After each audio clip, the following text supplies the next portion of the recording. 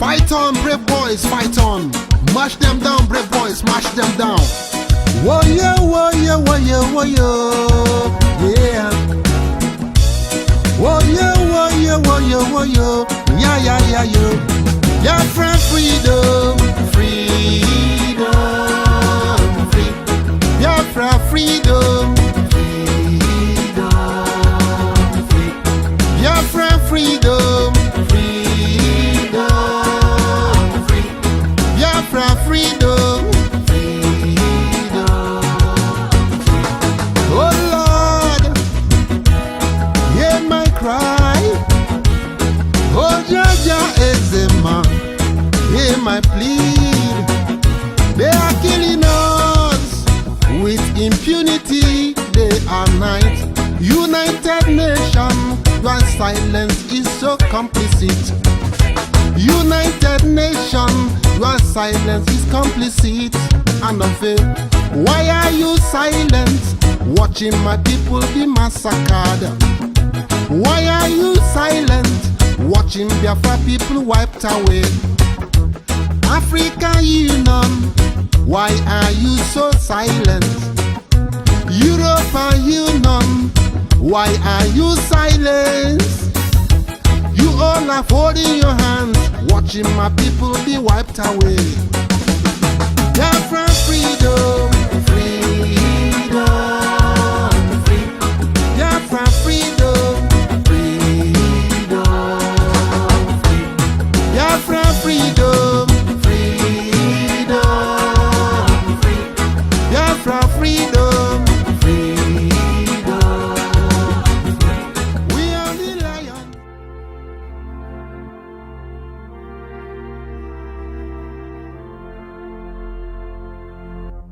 Land of the rising sun, we long and cherish, beloved home, land of our brave heroes. We must defend our lives, so we shall perish. We shall protect our hearts from all our foes. But if the price is death for all we hold dear, then let us die without a shred of fear. This is the Broadcasting Corporation of Biafra. Great God of the universe, Eke that created the world, the benevolent God of our ancestors, land of the rising sun. We have gathered again in great numbers today, for a toad does not run in the daylight for nothing. If one sees a toad running in broad daylight, let it be known that something is after its life. Great deluge have assembled against us and must be scattered by a divine tempest sent by you. King that lives above, sweep away not only their shadows, but also their footprints. We have not risen against man or woman. It is you that gave us this land for our refuge.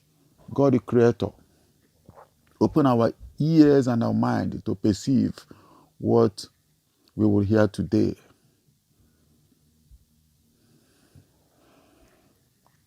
You are the one that have given us life. Now give us what we use to sustain it. Give us a kingdom with great wisdom and an abundant freedom. It is said that a visitor must not overshadow his host, but when going, may he not depart with a protruding back. The little Ekwe have started at peeling the Ikoro, the great wooden gong. We are experiencing darkness in broad daylight. Please help us to uproot all the nefarious weeds from the length and breadth of our land.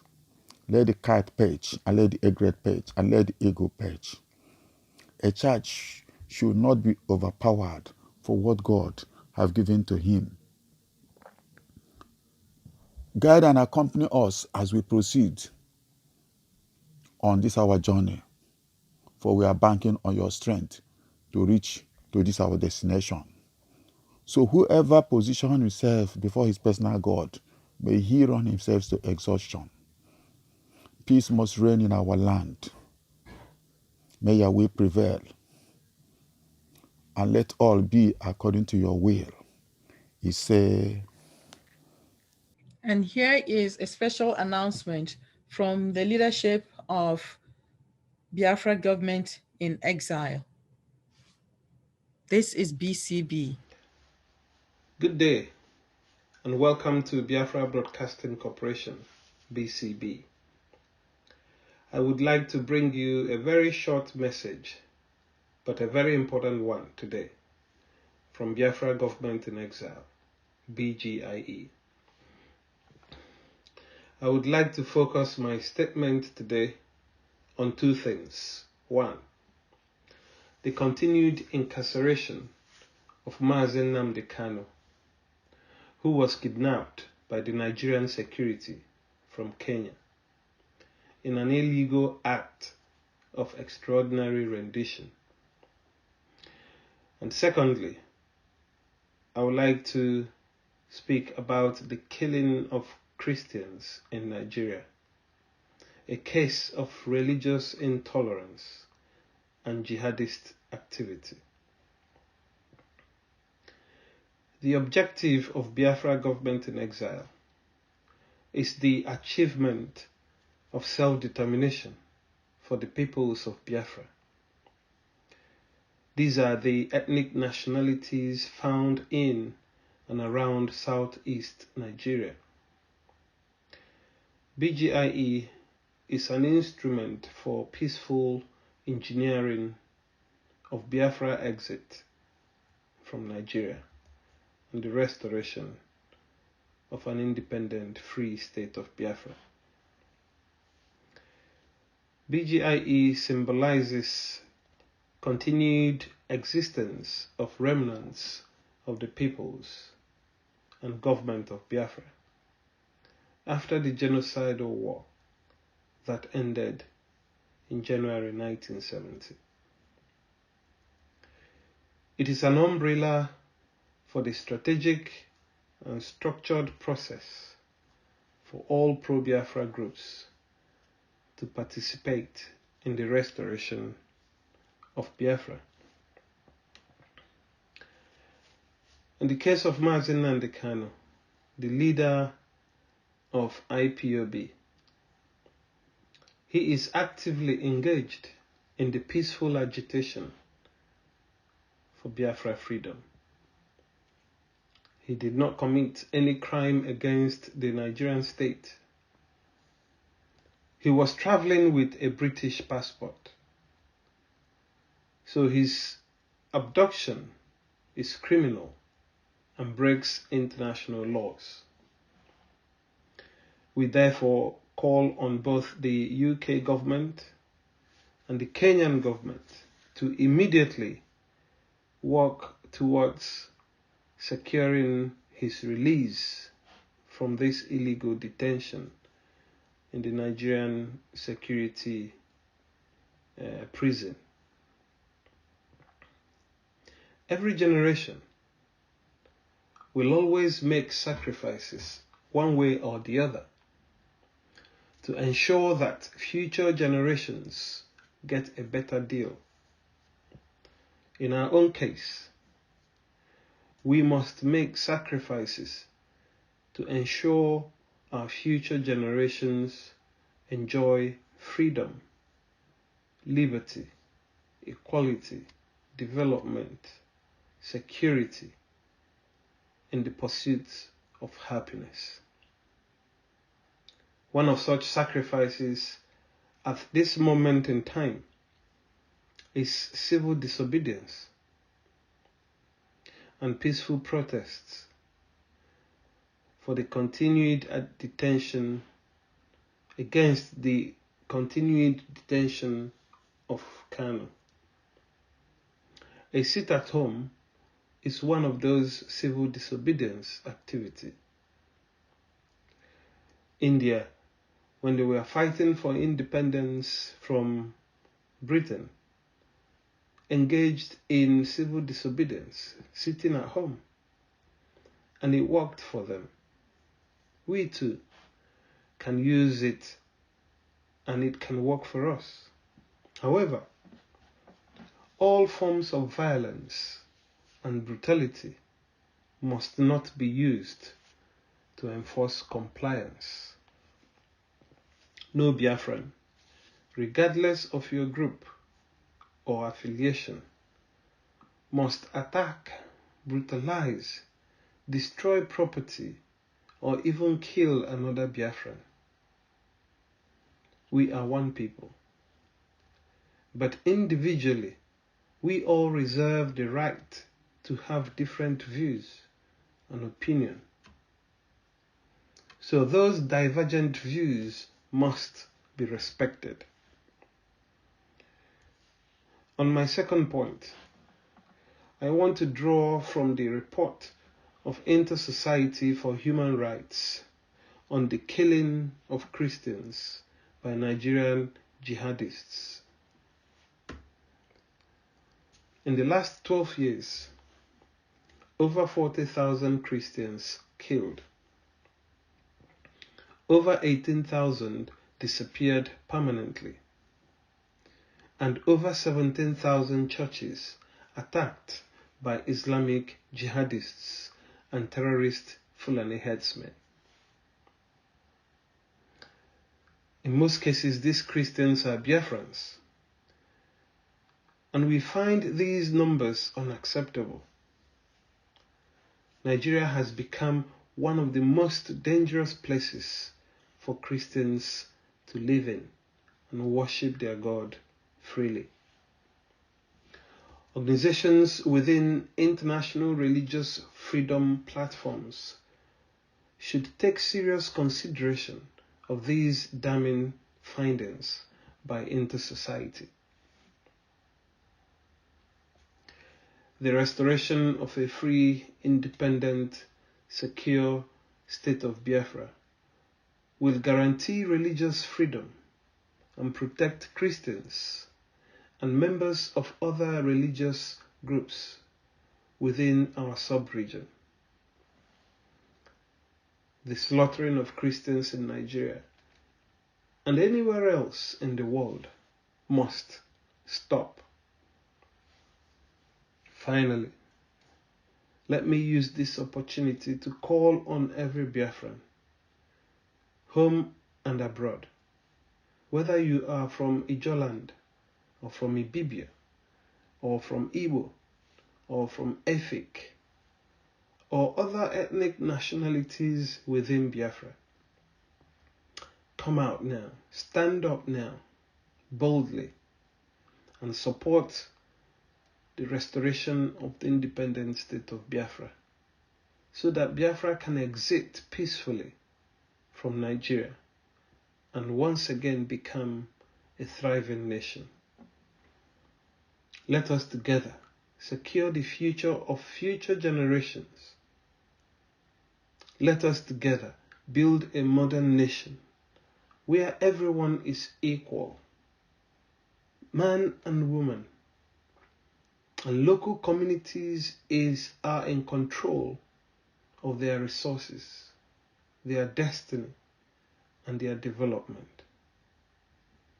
This is our hope, and by the grace of God, we shall achieve it. Thank you, and God bless you, and may God bless the Republic of Biafra.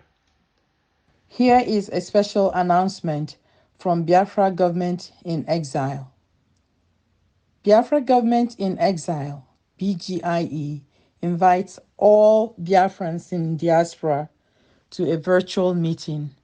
The theme is Towards a Comprehensive, Peaceful, and Orderly Exit from Nigeria to Restore Biafra.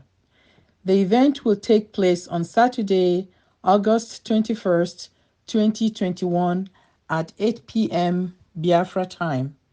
Meeting ID on Zoom is 8647 465 9302. Passcode 867431. This is a special invitation from Biafra Government in Exile. You are listening to the Broadcasting Corporation of Biafra, BCB. I am Rose Ama. Here is our news bulletin. News about Biafra. Barrister Ifeanyi Ejiofor, the lawyer to Nnamdi Kanu, the leader of the Indigenous People of Biafra, IPOB, has condemned the British High Commission for its lack of consular representation for Mazi Nnamdi Kanu, who is a British citizen. Barrister Ejiofor also claims that the Nigerian DSS has continued to deny them access to their client. Kanu is still being held by the DSS in Abuja. His trial date has been postponed to October 21st, 2021. Barrister Ifeanyi Ejiofor made the accusation while speaking on Arise TV's morning show on Wednesday, July 28th. He said, quote, "I can confirm to you that British High Commission is not doing much about this case. I can confirm to you that there is every likelihood of connivance in what happened to my client," unquote. At the time of his abduction from Kenya, Mazi Kanu was traveling as a British national. Nnamdi Kanu renounced his Nigerian citizenship following the attack by the Nigerian army during their Operation Python Dance, which killed 28 people in Kanu's family compound 5 years ago.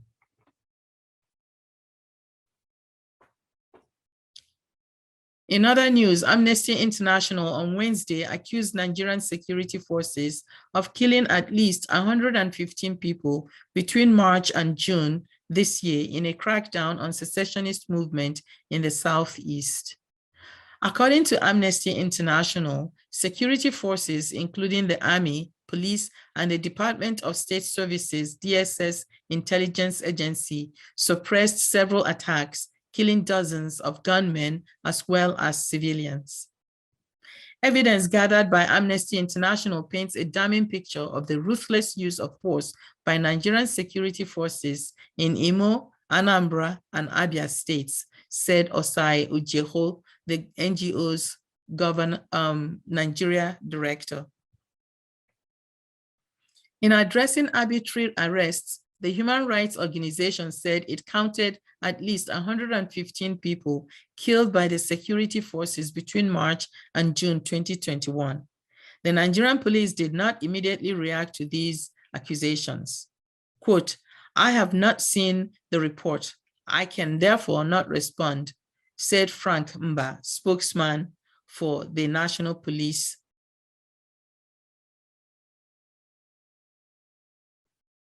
In May 2021, the Imo state government announced the arrest of at least 400 people allegedly linked to the violence. Quote, "Amnesty International's investigation indicates that most of them were picked up at random from their homes or on the street and had nothing to do with the IPOB protests or ESN," unquote, said the NGO. And now news from Nigeria. The Federal Bureau of Investigation has alleged that money laundering suspect Abbas Ramon, aka Hush Puppy, paid 8 million naira or $20,600 to the Deputy Commissioner of Police, Abba Kyari, to arrest and detain a, quote, co-conspirator, Chibuzo Kelly Vincent, unquote. A document issued by the United States District Court for the Central District of California and dated February 12, 2021, alleged that Hush Puppy contracted the services of Kyari after Chibuzo allegedly threatened to expose an alleged $1.1 million fraud committed against a Qatari businessman. In other news, Are Onaka Kanfo of Yoruba land, Iba, Gani Adams, has applauded Justice Obiora Egwuatu's ruling, which granted 12 aides of Chief Sunday Igboho Adeyome bail after 32 days in the custody of the Department of State Services. Adams, through his special assistant on media, Mr. Kainde Aderemi, described the ruling as a reflection of people's hope in the judiciary. The 12 aides of Sunday Igboho, a Yoruba national agitator, were arrested on July 1 during an attack on Igboho's Soka residence. Justice Ekwato, in her ruling, said the detainees are entitled to bail by the provisions of the Nigerian law, having been held in custody beyond the period stipulated by law. The judge said that the law even frowns at a situation where citizens' liberty is curtailed under unlawful circumstances. It should be noted that the Nigerian security agencies have the tradition of blatant disregard for the laws under which they also operate. They refuse to bring detainees to court or hold them in detention as long as they can without trial. Case in point is Mazi Nnamdi Kanu, who is currently held in detention without trial. Doctors in Nigeria's public health institutions have on the 10th August 2021 walked out of their jobs.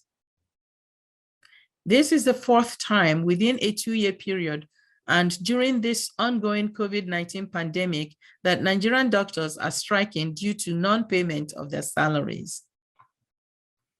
The strike has left government-run hospitals and COVID-19 treatment centers short of staff, even as Nigeria is experiencing an increase of COVID-19 infection cases due to the new Delta variant.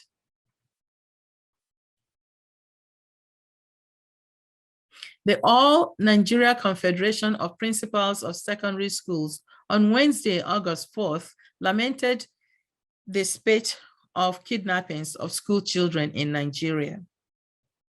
The ANCOPS president, Mr. Anselm Izuagie, stated this during the inauguration of the ANCOPS Secretariat in Gwagwalada, Abuja. Izuagie said principals of the affected schools felt helpless that they could not protect the children under their watch. He added, quote, "It is an unfortunate thing for people to target innocent children and use them as bait to make money, and nobody is doing anything about it," unquote.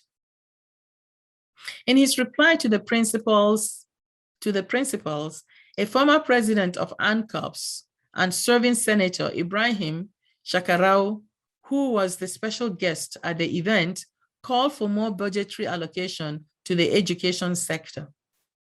It is not clear at press time what the senator means by calling for more budgetary allocation to schools in this era of insecurity. Should the principals use the funds to hire their own security personnel or share the monies amongst themselves or just close the schools? Ironically, rather than calling for the strengthening of security for students and school staff, the senator offered more money. Moreover, the likelihood of such increase in the schools or education budget remains to be seen. What the schools need is greater security for the students and teachers, without which the schools cannot function in the first place. And now news from the African continent, the African Union and Israel.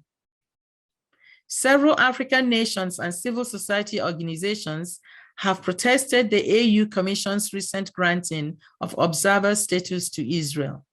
Botswana has joined 3 other African nations, South Africa, Namibia, and Algeria, to oppose the African Union's decision to grant observer status to Israel. In a statement, Botswana's Ministry of International Affairs and Cooperation says, quote, "The government of Botswana is of the view that the issue is a sensitive matter that should have been brought to the attention of all AU member states before such a decision was reached, particularly given the long-standing conflict between Israel and Palestine," unquote. The statement added, quote, Moreover, the government of Botswana maintains that a continued occupation of Palestine by the State of Israel goes against the letter and spirit of the Constitutive Act of the African Union, as well as its obligation to respect and implement the respective resolutions of the United Nations, unquote.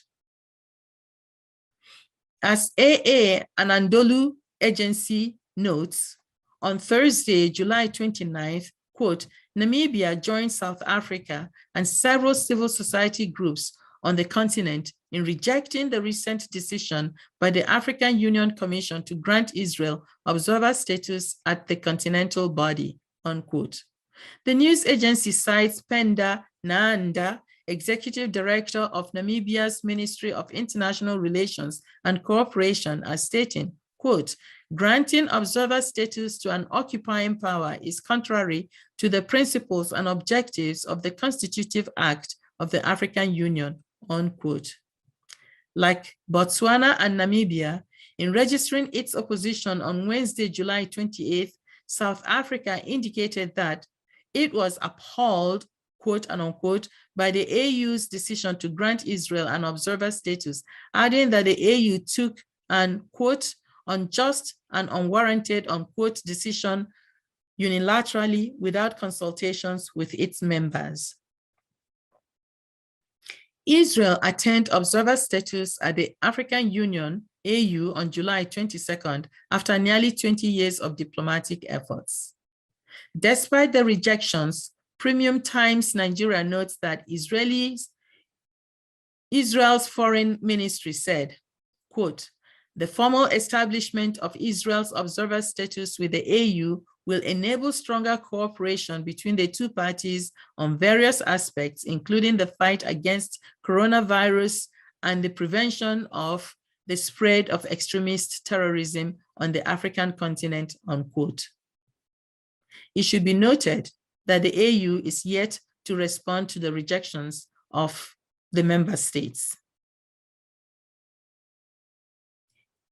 In other news, we bring you the story of 3 Israeli filmmakers visiting Nigeria to document the story of Igbo Biafra Jews and who were illegally arrested by the Nigerian DSS 2 days after their arrival. They were then held in detention in cages for 3 weeks. The DSS had arrested them, claiming that they were Mossad agents working to liberate Biafra. The filmmakers, however, deny any connection to any liberation or separatist group. The filmmakers also cataloged their harrowing experience in the video. According to the filmmakers, they were not officially charged or provided any legal representation. They also reveal that the non-Igbo man who was arrested with them was threatened by a member of the DSS who told him, quote, I can make you disappear, unquote. Although this short documentary focuses on the ordeal of the Israeli filmmakers, it provides us with an important window into the horrible nature of the justice system in Nigeria. Nigerians receive little or no justice. They can easily be disappeared, as one of the DSS men said. If foreigners with diplomatic protection cannot receive justice and can be arrested by fabricating charges, what then is the fate of a Nigerian? In our past programs, we have brought to you reports of the disappearances of Nigerians, particularly Biafran youth, and even more specifically, ethnic Igbo youth. How much longer must we continue to ask the Nigerian government and its security forces to produce our sons and daughters who were abducted, many of whom we now believe have disappeared? We also call attention to the case of Mazi Nnamdi Kanu, a son of Biafra, who has been illegally held without trial since his abduction from Kenya. We respond. We demand justice for our abducted people. We demand justice for Mazi Nnamdi Kanu. We call for the recognition of our human rights, our humanity, and our dignity. We shall not be subjugated. This is BCB, the Broadcasting Corporation of Biafra. This ends our news bulletin. I am Rose Ama. Thank you for listening. We will never give up. We are determined. No one can stop us. As we are rising, no one can bring us down. This is the time for freedom. Biafra must be free, yes. Our land is occupied now by the fighting terrorists. How long shall the favorite shepherd tremble before their keeper? Woyo, woyo, woyo, woyo, yeah. Woyo, woyo, woyo, woyo, yeah, yeah, yeah, yo. Biafra freedom, freedom, free. Biafra freedom, freedom, free. Biafra freedom, freedom, free. This is BCB, and I am Rose Ama. We're continuing our conversation with Dr. Eze Moha, the Secretary for Health for BGIE. Doc, earlier, as we're talking, you mentioned, in a way, you actually made me think of the scope of the region that you were looking at as Biafra. You talked about it in terms of the old Eastern region. And I just want to make sure that, we have clarity here. So what would Biafra include in terms of coverage, in terms of geographical, scope? A while ago, I think I was looking at a video somewhere where Governor Wike of Port Harcourt, I think this was actually around the time of the Biafra Remembrance Day, and he was sort of vexed because of the stay-at-home call on that Remembrance Day. And he was saying, well, we're not part of Biafra. We shouldn't be getting involved in this. So if we're talking about the old Eastern region, that would include Port Harcourt or Rivers State, and Wike's area. So who are you including in the geographical area that we are defining, or you and BGIE are defining as Biafra? Have you been talking to any of these people at all? Yes, this is another important question. Thank you for bringing it up, because it's gonna, when the answers I'm gonna give may really explain some things in its own way. Now, yeah, BGIE is aware, and personally, I'm equally aware, being a member of the cabinet, that the geographical area Biafra should be the old Eastern Nigeria. And anybody who is not seeing it that way has no idea of political intrigues. If you want to play politics, you play politics smoothly and beautifully. Don't cry when you have, no, no, no. Politics you play laughing. So what the BGI is doing now is that BGI has set up a team, knowing the difficulties, because in the areas we are talking about, there are some people who really don't want to hear of our Biafra. Others are so happy to hear about it. There was a video going up now where a 90-year-old woman is telling the story of exactly how they were deceived into saying that they are not part of Biafra. He's telling them to make sure you are Biafra, because when they start killing everything, when they start doing things up there in Nigeria, anybody across the Niger is a Biafran, and you cannot do anything about it.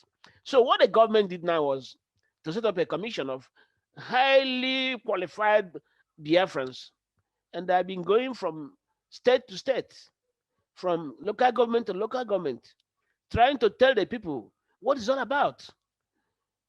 The intention was to make sure the grassroots knows what actually is happening, because sometimes most of these stories are being told in the radios, in the social media, and the grassroots, where the power rests, has no idea what it's about. So BGI has taken up by itself. Right now we have covered 10 states. It remains 3 more states to be visited, and then the project will finish. As soon as we round up the states, then we'll convene a meeting where all the local government and the grassroots people met should come together and then let the people know what's all about. We are receiving good feelings from the localities visited. People just say they are sorry. They never knew that this is exactly the story because we were telling them exactly what the charter contains. The charter says the government of Biafra is the government of the people from the grassroots. It's not you are going to Enugu or going to Umuahia or going to Owerri to send representatives. No, the government starts in your village, just like it's done here in Europe. So that's why there's equal development. The government starts in the village. So if the man of the village doesn't give light or road to his people, the people ask him what happened. They know his father, they know his house, they know him, they know the day he was born. So that's exactly the intention of the charter and Biafra, and that is why we are going around now. The mission remains 3 more states to finish, and when it is finished, there'll be a difference in the story because the reports we are getting back show that yes, this is the greatest job we are doing to make sure that people know what's all about. Because people have been hearing stories in the television, in newspapers, but nobody from the grassroots has actually, no woman in the market has been told exactly what's all about. And that's what we are doing now. So we are really happy of what we are doing, telling people the true story of Biafra and who is the true Biafran. We have done that. Like I said, it remains 3 more states. Right now, the team is in Abia State. After Abia now, they go to Cross River, and the last state will be Rivers, and then we convene again finally to take decisions and announce what we have for the world. So that's how we are doing now. So we know very well what we know why everybody's there. Everybody's there. And like I said, politics is played laughing, not killing ourselves. So when we do this, and eventually people knew that nobody has any ill feelings towards each other, we can make it. If we fail, okay, there are alternatives, but we must try. They try, and this is what makes us happy. We are trying, and we're getting good results, and that's what it is. Thank you, Doc. You are correct. We have to try. Yes, of course. Not trying doesn't get you anything. What is it they say? Yes. If you fall into a hole and you don't start screaming that you are in the hole, nobody would know No. to come and, that you are in the hole or to come and help you out. So it is our responsibility to try and to do something.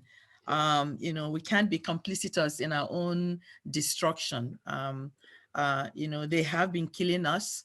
The 1966, pogrom that eventually led to the war did not target Igbos exclusively. It also killed No. a lot of people from, the eastern region because they made no distinction between Exactly. them and Igbos as far as they are concerned, as you just said. Right Yes. now, anybody, on that side of the Niger, and once you cross the Benue and you're in that, eastern region, that you're all Yes.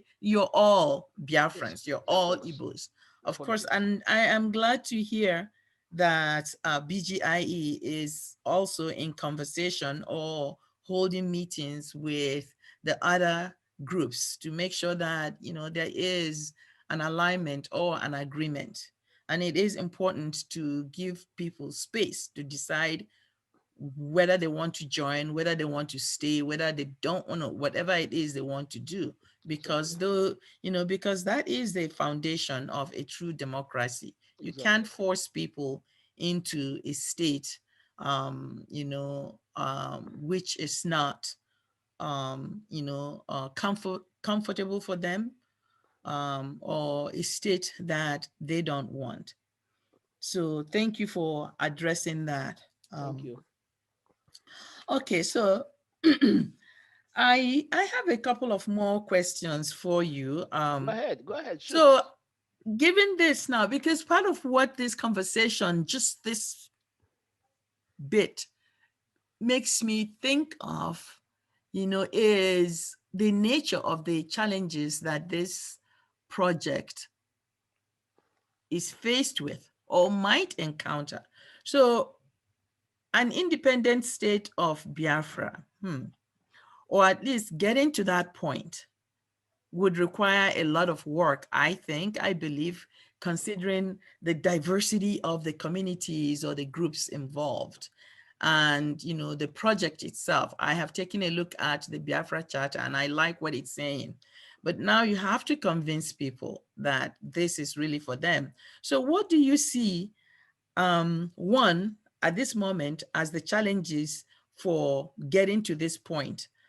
Bearing in mind that there are also other groups. You mentioned IPOB earlier, you mentioned MASOB earlier, and then you mentioned one with, somebody moves, so I'm not sure what that group is.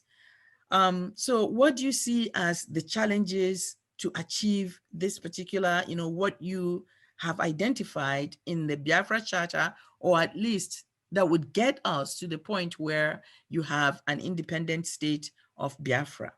What do you see also as potential challenges in the future? Maybe that's asking for too much. But what No, are it's the no, no, no, no, no, challenges? no, it's not asking. It's I've been in it for 20 years, so there's no problem. Let me try to see if I can tell you little stories. Now, thank you so much for this question, because if we're able to get anything out of this question, we have made it. Now, Okay, good. yes, our greatest problem now as me and you are talking, our greatest problem is insecurity. Now, the enemy saw that the Biafran by nature is not violent. The Biafran is a person who goes to really get what he wants by himself. He doesn't need you to help him or her. So what they have done now is to put insecurity everywhere so that people will be afraid of movement, even going to their own local market, even coming together with their brothers and sisters to talk. That is the insecurity they have planted. This is the greatest we have now. Then another problem we are having is not trying to be on the same page. We know that it can never happen in this world that all of us are going to be on the same page in this struggle. No. But what we're trying to do is to have it minimum. For example, as we have it now, we know very well that those who really don't care or don't seem to understand what we are doing are the political class. But also, including the political class, there are also some of them who understand what is happening. But because some of them were so poor, and then they went into politics for money, they don't want to talk out. But looking at them individually, if you talk to them individually, they are the same page with me and you and all of us who are fighting for Biafra. So insecurity and this type of disunity is exactly what is delaying. I mean, I won't lie to you if I don't tell you that it is delaying our march. Because somebody will put up a very beautiful point. When we're trying to discuss it, somebody comes up with say, no. And he has argued that he has looked at that from himself, he wouldn't get anything out of it. Then instead of trying to tell the brothers, let's do it this way, he keeps quiet. Or rather, he opposes it outrightly. I think and I believe that always superior argument is the best in every society. But most of us, I'm really annoyed with our intellectuals. I'm sincere about it. Because meetings we are holding sometime at the intellectuals, when you go home, you think to yourself, are we really the intellectuals Biafrans need? Or are we just answering these names because we collected the PhDs in 9 places? So these are questions we should consider when we are alone. Because if you don't understand that these young men and women who are really on the front line are not there for themselves. These guys are there because somebody has finished engineering and he has not got a job. The mother still gives him money to buy soap to wash his dress on Saturdays. Listen, this afternoon, I was talking to the wife of my cousin at Newi. He's a master's in education. But dear, you know what he's doing now? he has turned a seamstress, because if he doesn't do that, the children will eat. So he has turned a seamstress and is looking for money to buy machines. And I was contacted. Of course, we're going to help to get money to get more machines so that he can have a workshop. And that is what is happening at home. People have been destroyed. I mean, these guys brought in. I mean, the insecurity is not only dying because they deprive you of even food. They even deprive you of logical thinking. So it is the greatest we have. If we can survive this insecurity and let our people a little bit think about themselves and their future, I think we are. Of course, we know we're going to make it. We must get Biafra, but probably if what I'm saying now is taken care of, we maybe get it in weeks instead of getting it in months. Hmm. And that's the point I'm making. Thank you. That's good.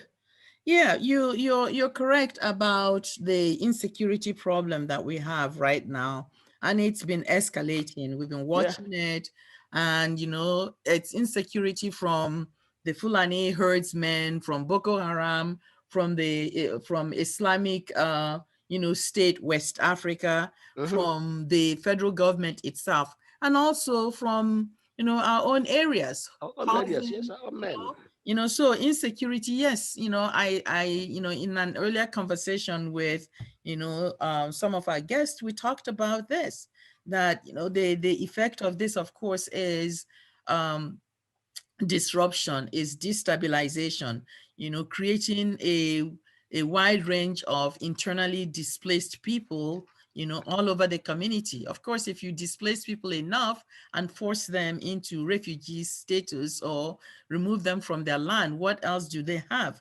I mean, what is the struggle all about except for the land, you know? So, but the other point that you make that I also find interesting, which I have been thinking about this a lot, is yes, for sure, in any liberation struggle, you will always have multiple positions. Take a look at all the liberation struggles that we know in Guinea-Bissau, in Mozambique, in Angola, in South Africa, which is the most recent one for us, in Ethiopia, even in Sudan, even here in the United States. So there isn't, that there has, that we've never had a history of any kind of liberation struggle where you don't have multiple positions. Malcolm X or Martin Luther King, Steve Yeah. Biko or Nelson Mandela or COSATU or UDF or the Inkatha Freedom Party, or Yeah. you go to Ethiopia, you've got all of those, the Eritrean, Tigray, Ethiopian, all of those Yes. liberation forces or fronts. It does make sense to have something, similar to that here in this case. But at the end of the day, the goal is the same. Um, and one thing that I think you keyed on is the issue of corruption. No person in their right mind should see a liberation struggle as a means to make money, to enrich himself or herself. A liberation struggle should not make you rich. It's Rich. not for No. the individual. So I would say, to add to what you're saying, that these people who have enriched themselves by claiming that they're fighting for Biafra, the liberation of people, should take a leaf or a page from the books, history books, or liberation struggle books of the people I have mentioned. Mandela spending almost 28 years of his life Mm-hmm. in prison for Mm-hmm. one thing. Mm-hmm. Think about that. Yes. Steve Biko dying. Died. One thing, and I'm not telling them to go die, No, no, but no. Biko was, he didn't become rich, right? No. Mandela didn't come He out of become prison rich. rich. Rich. No. And even when he came out of prison, he served his term as, the first truly elected president, and he walked away. you Yes. know Martin Luther King didn't make himself rich by becoming a civil rights leader. Either. Neither did Malcolm X, right? No. Neither did Winnie Mandela. Mandela. She didn't make herself rich. I don't recall Samora Machel or Julius Nyerere making themselves rich out of their work with these the struggles for independence or liberation in their own nations. So perhaps that's what our people should do. I think, part of it is that some of these people have no sense of history or what these, historical figures did and how to do it.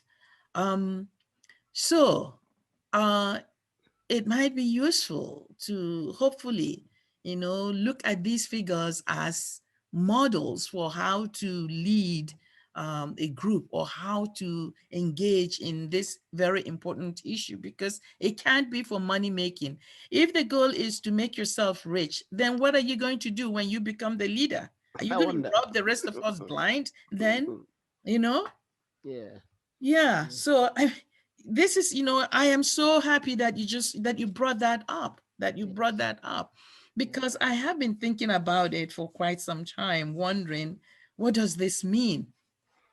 How is it that you can all save so much money and offer it to somebody to say, hey, help lead us, and the person takes the money and walks away to establish, hotels and plazas and Yeah, it's terrible. buy aeroplanes or whatever it is they did with the money? Yes. What happened to the Mm, people? It's the people's money. mm, yes. And maybe the other thing to do also, which is part of the problem we have, is that our own people, as citizens, you know, we need to educate ourselves on these things, and we need to be able to hold our leaders accountable. I don't see that. That is part of the problem. In fact, so since mentioning this, now let me tell you one small anecdote, or as the Spanish will say. Let me tell you something that really happened, not very important, and done by individuals on their own. Now, a group of us, decided to do an inquest about 5 years ago, taking a sample number of people, the young people, the ages of 20 to 48. Now, so when we did this inquest, something terrible came up, and that's exactly what is going to buttress the problem of this love of money and insensibility of things we have in Igbo land, particularly. Now, this is revealing, and when we had it, it was so revealing that most of us thought, "Oh my God, is this really true?" Now, this inquest shows that the ages of 20 to 48 are more in number in Igbo land. Now, this age bracket, 20 to 48, have more money than any other group. Now, two things: they are more in number. They are they have more money than any other person. But the calamity of it all is that they are the less educated. That is our problem. So these boys go in for they get they can kill and make money. But Mhm. this is our situation today. Mm. That in our population, those that should be where the life is really humming, we have the group of idiots. They have their money, but they don't have education. Mhm. When I mean education, I mean normal education. They don't have it, and that's where we are today.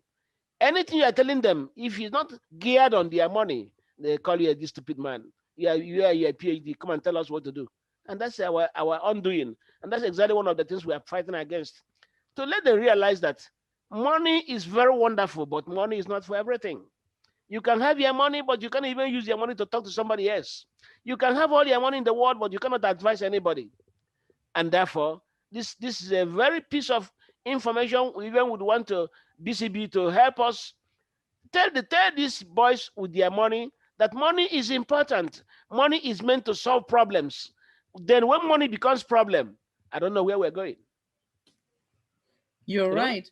Yes. You're right. In fact, our program, our next program focuses on the youth and people within this particular age range. And I Exactly. have been doing a number of more like ethnographic interviews or conversations Yes. with some of them. And what you just said has come up again and again. And Yeah. each time I'm shaking. They say to me, yep, their comments generally are more like, well, we go to school. We see all these people who have gone to school, have received degrees, and are Yes. not doing anything. And of Yes. course, most recently, you hear Buhari saying, I want to tell the youth that there is no more vacancy for them in the Ex- federal government. So, exactly. so why, Yeah. so they said to me, why bother? There's Why no bother? vacancy. We can't get, jobs in the with the federal government or anywhere. Our Anywhere. education is not getting us What for? anywhere. What So for? why go to school?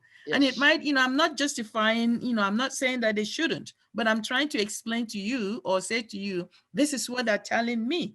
Yes. And then, of course, alongside that is that they are also the ones that are not very committed to the issues. Because they have no idea. Yes, They don't even yes, know what it's all about. yes, No, they don't. They yes. have no idea, and that's where it is penning so much. That, for example, there have been times when I will go home, get people together, let's talk.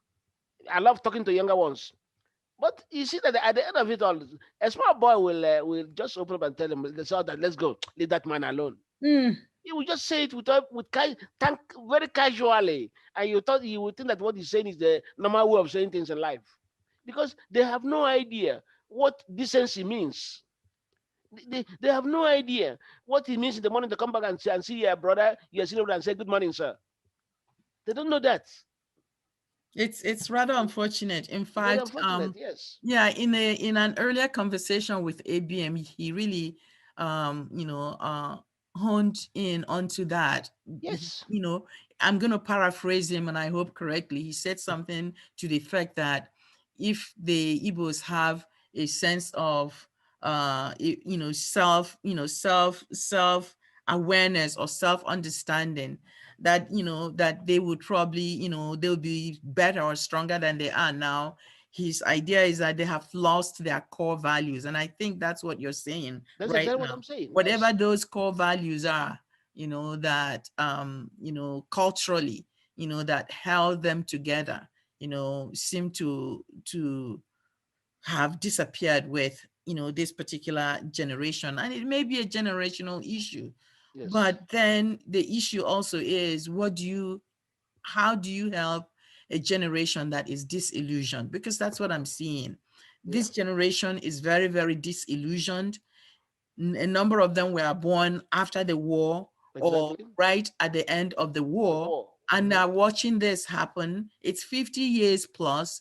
Our Yes. area looks as if it has just gone through war. You cannot travel through any state in Biafra, or you want to say the Igbo regions, the southeastern region, without worrying about your life. Exactly. You're correct. Poor roads, poor infrastructure, the universities are not working, no resources, no electricity, nothing.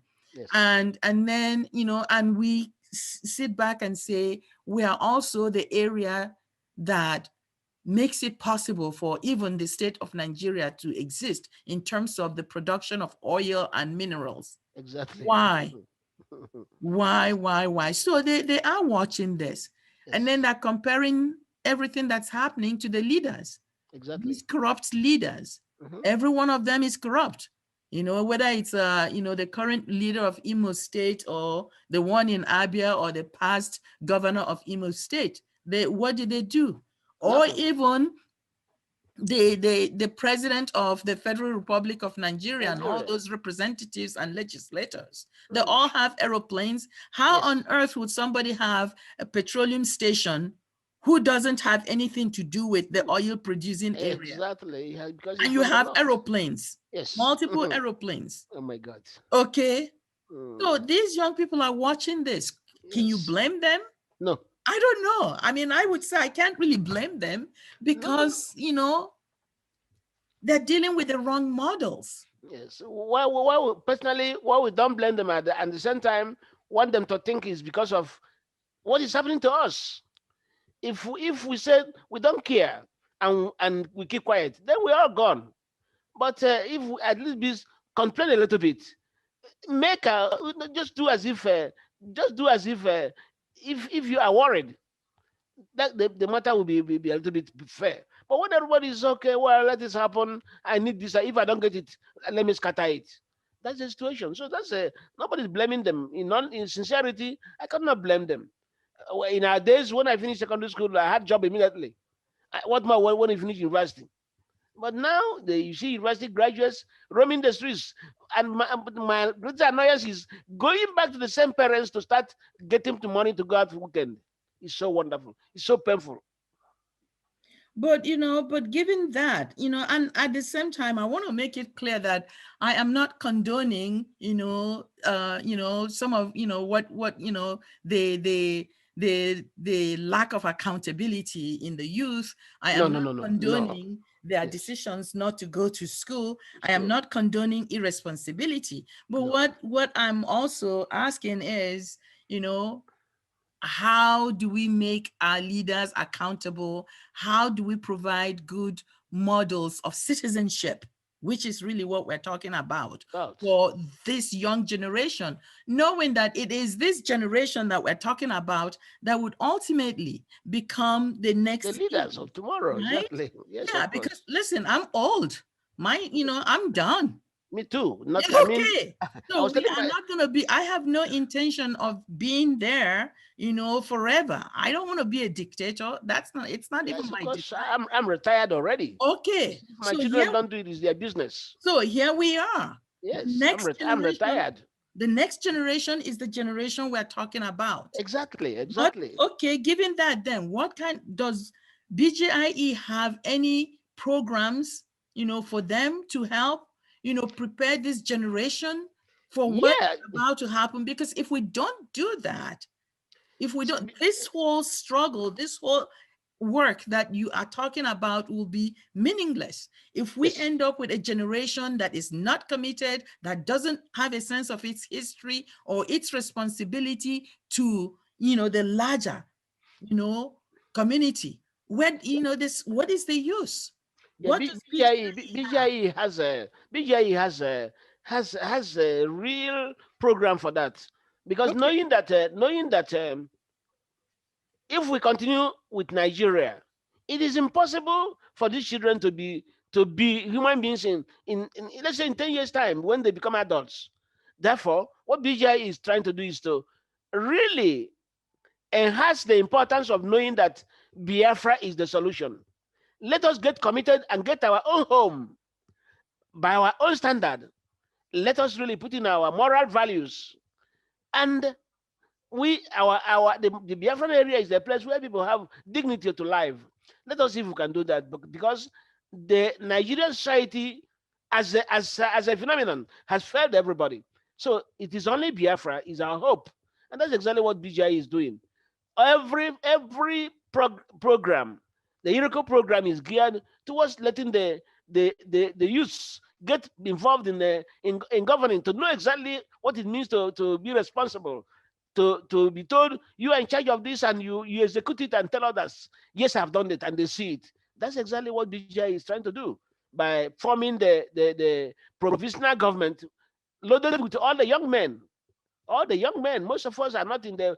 We are there trying to, in the just like we're in the BGI, trying to make sure that things are done very well. But the execution lies mostly in the hands of the younger men. The prime minister is an example. When we met the prime minister, he was the smallest, youngest amongst us. But we knew that he's a young man and he's pushful. So immediately we elected him the prime minister. All of us were there. We elected him the prime minister. He's the mate of my son. So the intention was to encourage the young men that this is their time. If they don't do it, nobody's going to do it for them. And thankfully, the PM is, as of today, is doing it. He's not disappointing anybody.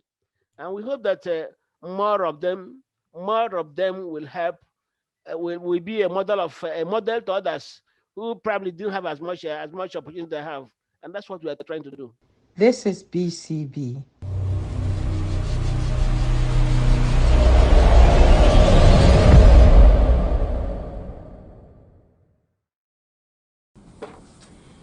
Next we have Dr. Akoram Dike, an international director, Justice Now Nigerian, and president of the Caribbean and African Faith-Based Leadership Conference. I bring you Dr. Dike.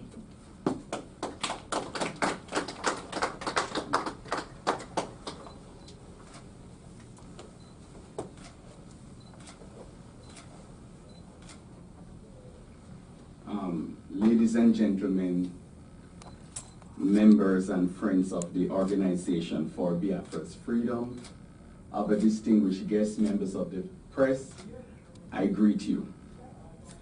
I am here to help to amplify the voice of those who are advocating against the killings in Nigeria, and in particular today, the Organization for Biafra's Freedom.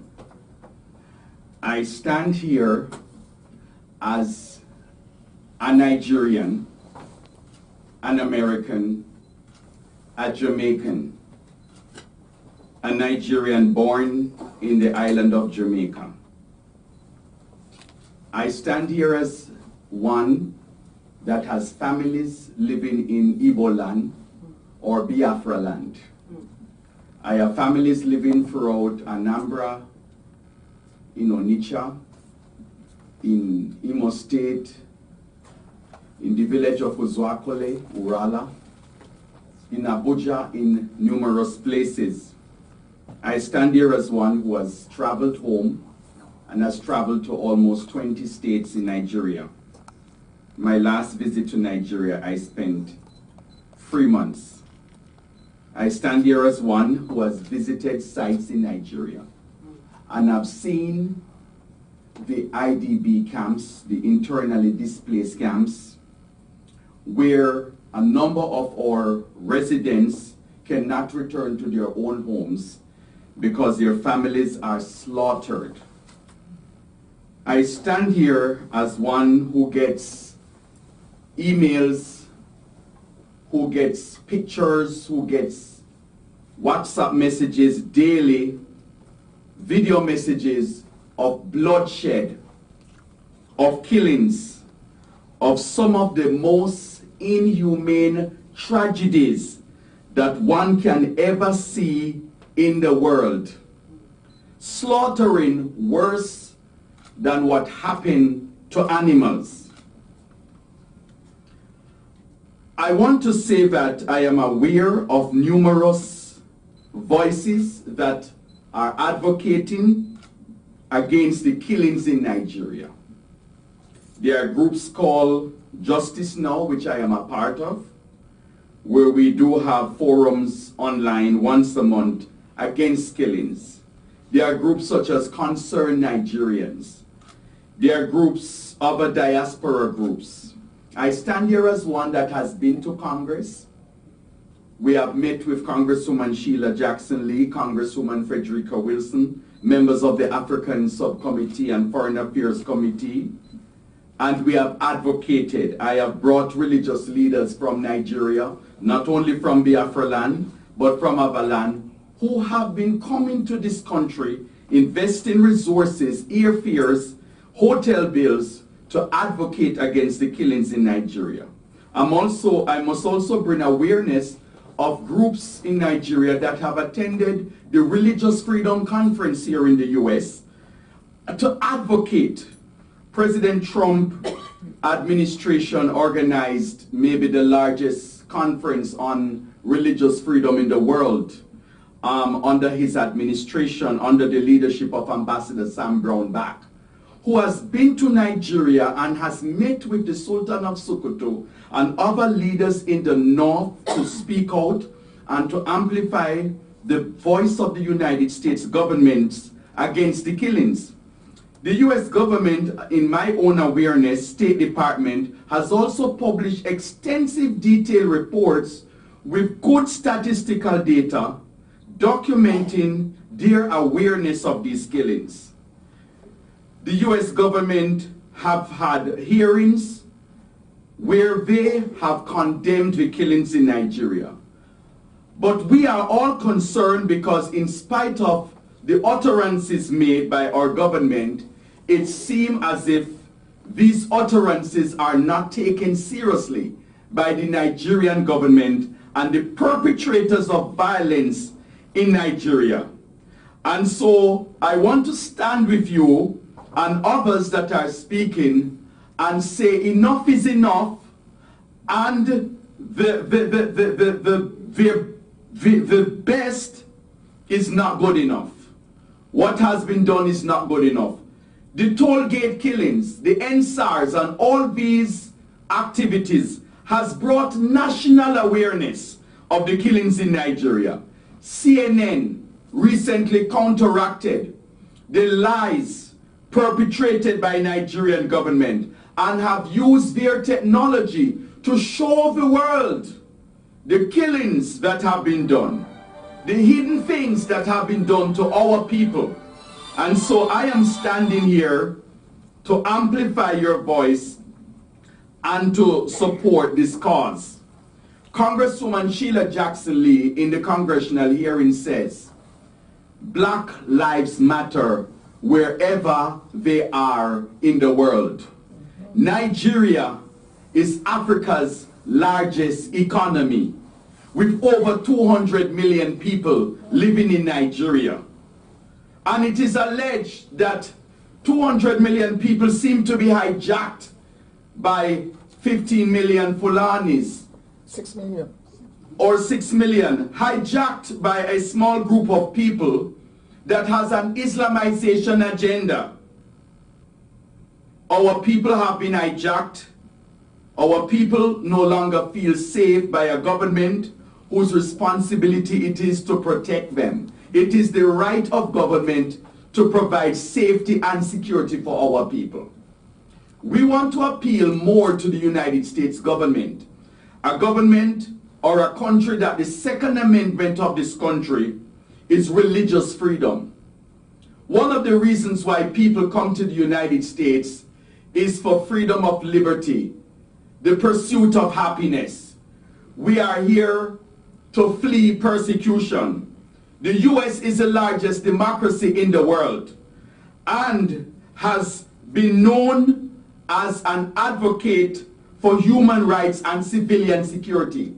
I remember on 2 occasions I brought groups of Nigerians to the US State Department. There's an office called the Office of Global Justice, Human Rights and Civilian Security, to bring them to air the concerns to the State Department. Many letters have been written to the Biden administration. Many petitions have been sent. The killings in Nigeria is not only civic violence, it's not only an ethnic violence, it is also religious persecution. It falls in numerous categories of insecurity, numerous categories that conflicts with the US policy on freedom. We are asking that the United States government do more than talking. We need preemptive action. We perhaps need peacekeeping missions on the ground. We need more action from the United Nations, more action from Europe. We perhaps need troops to bring calm to the ground because our citizens no longer feel safe. Recently, I was in a meeting, I think it was 3 weeks ago, with the interim director for the Homeland Security Faith-Based Center, and we had a talk about Nigeria. Similar conversations existed with myself and the Secretary for Homeland Security, who served under the Trump administration. And one of the things that I have personally uttered to the government is that while African Americans and other blacks in America can sleep at night, thinking mainly of economic challenges, many of us Nigerians cannot sleep because we are not sure when we wake up in the morning who in our families we will hear that have been killed. We cannot sleep. Our blood is running hot because daily they are killing us. The question many ask is, can Nigeria work? Can we have one Nigeria? Do we really have a country that will stand up for the common welfare of all human beings living in Nigeria? And that is why I believe there is the advocacy for Biafra's freedom. Because there is the belief by many within the Igbo community, within the Biafran community, that we no longer trust the government. We no longer think the government can work. There is the historical belief by many in Biafra land that Nigeria perhaps was a country that was orchestrated by their colonizers, where we picked nations and tribes and bunched them together and forced them to live together. But there is a sense and feeling and sentiment today that people in Nigeria no longer believe that we can live together, that Nigeria cannot be one, that Nigeria cannot work. Hence there is desire for the separation. Hence there is desire for freedom. Hence there is desire for Biafrans wanting to live in their own land. Igbos are now of the belief that give us our freedom to live in our own land where we can protect ourselves. There is inequality of power. There is inequality of opportunities in the military that controls and exploit us. In the police force, in government, inequality of wealth and everything. There is a lack of care, a lack of concern for health, gross health disparity, lack of education, lack of economic opportunities. There is little or no concern, and there is a daily killing and killing and killing of our people. We are asking the United States government, we are asking the United Nations, we are asking all Nigerian diaspora organizations, we are asking the churches, because the church is the conscience of the nation, called to be the agent of God, called to be a light and the voice of God, the prophetic voice of God in the world. And as the faith-based leader for the African and the Caribbean Faith-Based Conference, we're appealing to churches in South Africa, Southern African nations, Western African nations, East and North Africa, to speak out of the core of your humanity, to stand in solidarity with the churches, the Christians, the Igbo, the Biafrans in Nigeria, out of your common humanity, to condemn the killings and to seek advocacy wherever you are. The killings of blacks, the killings of Biafrans in Nigeria is not just the concern of one ethnic group. It must be a concern for all humanity, because all lives matter. The Bible says, thou shalt not kill. Killing is one of the condemnations issued in the 10 Commandments. And every religious group, whether Christian, Muslim, or Jewish, that holds the value that killing is wrong, should stand up against the killings in Nigeria. My brothers and sisters, I join with you and I say enough is enough. We are concerned about the killings in our land. The killings also exist in Benue State. I went there when they killed 110 people one time. I stood on the graves. The pictures are on my Facebook page. I have been with Governor Autumn in Benue. I have seen the increased killings that are happening in other parts of Nigeria. So we are condemning the killings in Biafra land, but we are condemning all the killings in Nigeria, period. Enough is enough. We need government power. We need people power. We need everyone to unite, and let us take preemptive action to stop this killing. May God bless you, and thank you for having me here. God bless you.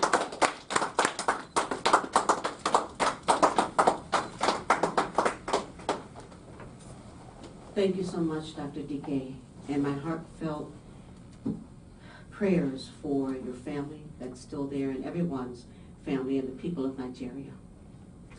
This is the Broadcasting Corporation of Biafra. Thank you for listening to us today. Join us next time for news, cultural, and educational programs. This is the Broadcasting Corporation of Biafra, BCB. Freedom, freedom, free. That is all what we need. That is all what we want. Freedom. Oh Lord, hear my cry. Oh Jaja Ezema, hear my plea. They are killing us with impunity day by day. United Nations, your silence is so complicit. United Nations, your silence is complicit. And of it, why are you silent? Watching my people be MasterCard.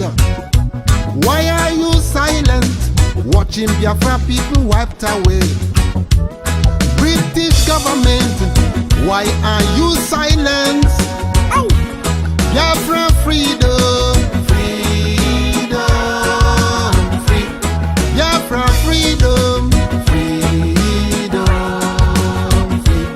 Biafra freedom, freedom, free. Biafra freedom, freedom, free. That is all what we need. Freedom, free. That is all what we want. Freedom. We wanna be free, like the birds on the air. We wanna be free, Lord, like the fishes in the river, yeah. We are tired of living as one in this nation. All their plan is to exterminate my people. Biafra freedom, freedom, free. Biafra freedom. Hail to Biafra, consecrated nation. Oh, Fatherland, this we must only pledge. Defending thee shall be our dedication. Spilling our blood will count our privilege. The waving stands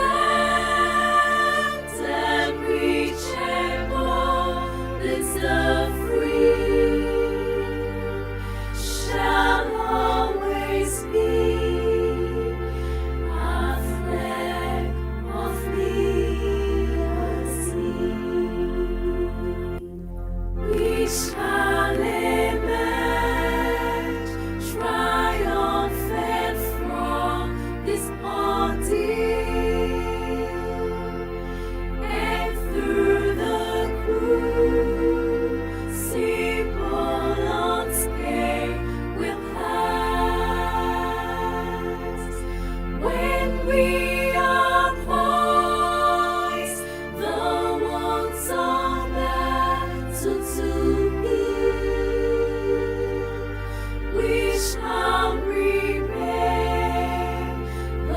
those who died in mass.